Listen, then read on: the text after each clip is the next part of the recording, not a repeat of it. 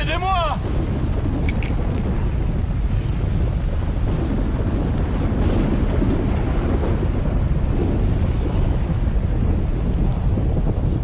Au secours!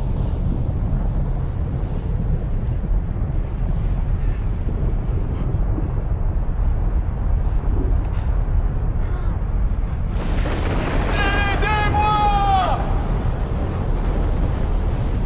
Aidez-moi!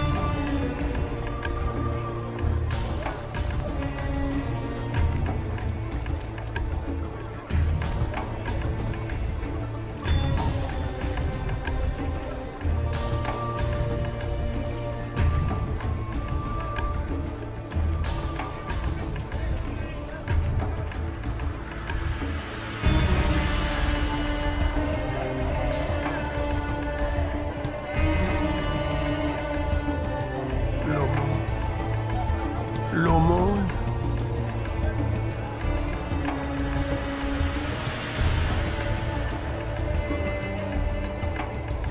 L'aumône. L'aumône. Comment oses-tu me toucher? Tu veux que je sois aussi sale que toi? Je ne devrais même pas te permettre de mendier à ma porte. Pardonne-moi, Seigneur.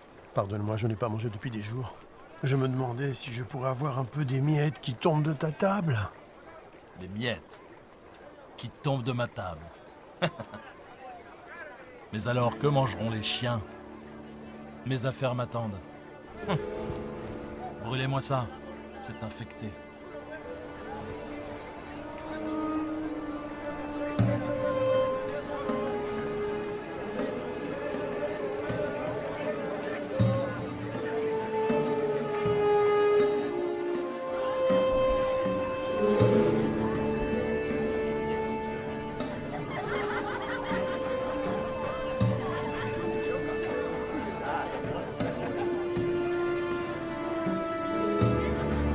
Le voilà, enfin!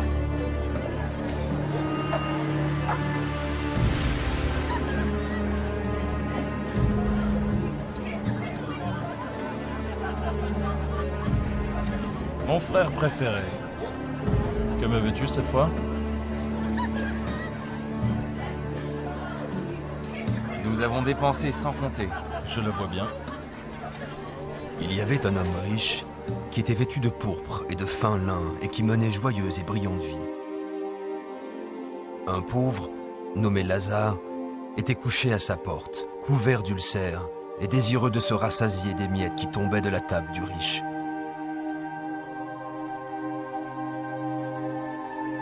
Et même les chiens venaient lécher ses ulcères.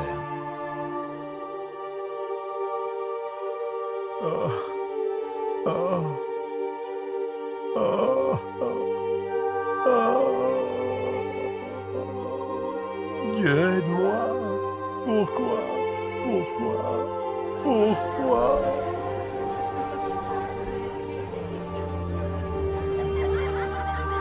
Et le moment fut venu pour les deux hommes de mourir et de passer de cette vie à l'autre.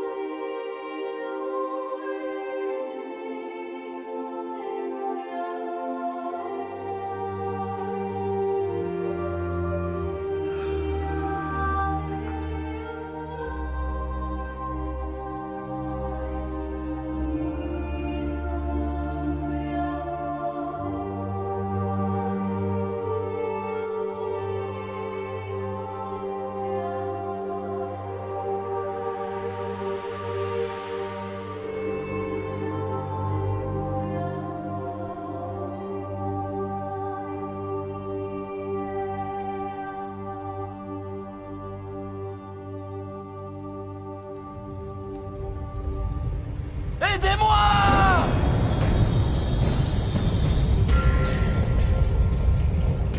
Au secours!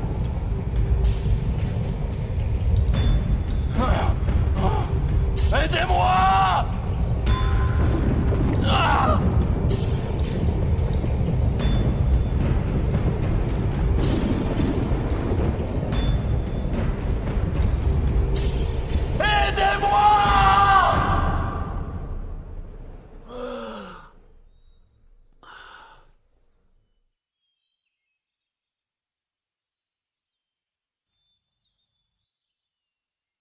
L'aumône.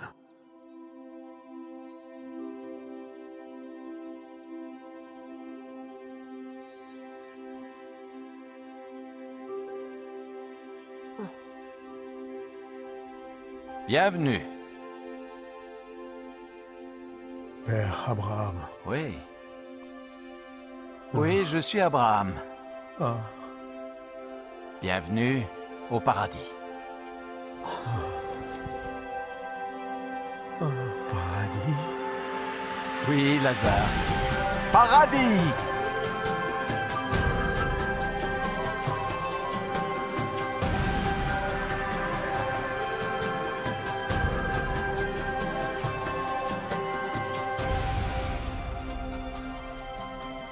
Nous avons préparé un banquet en ton honneur.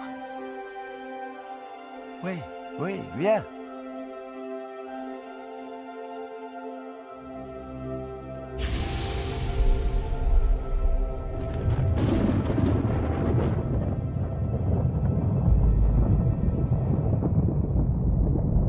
Père Abraham!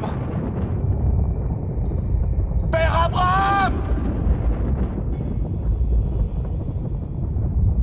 Aie pitié de moi!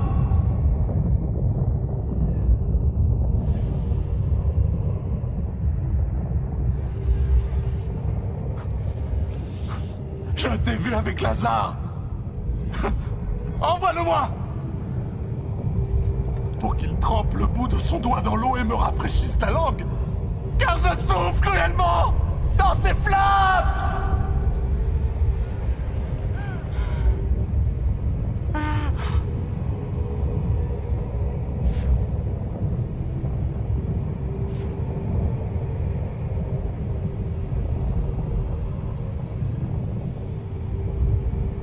Fils, souviens-toi que tu as reçu tes biens pendant ta vie. Et que Lazare a eu les maux pendant la sienne. Maintenant, il est ici consolé, et toi tu souffres. Je t'en prie! Je t'en prie!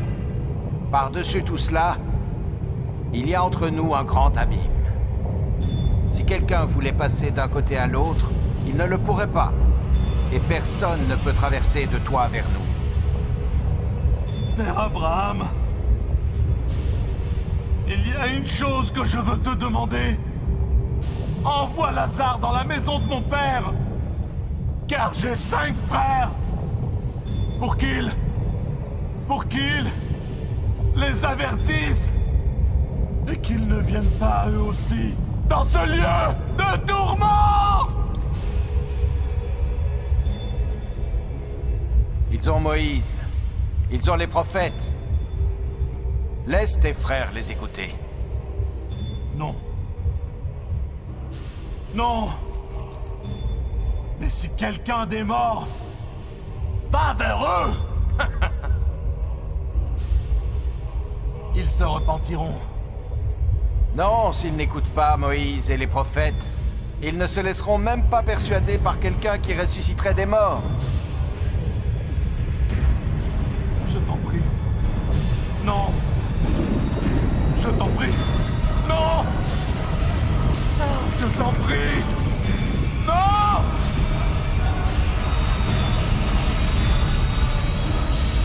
Non. Non.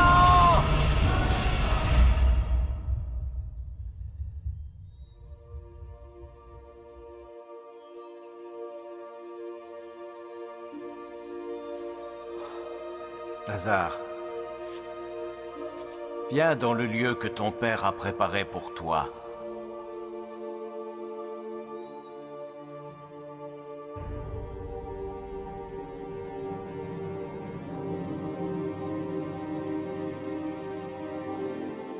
Maintenant, nous pouvons diviser ses biens. Nous serons tous riches. C'est ce qu'il aurait voulu. Où crois-tu qu'il soit maintenant? Il était riche dans cette vie. Je suis sûr qu'il l'est aussi dans l'autre.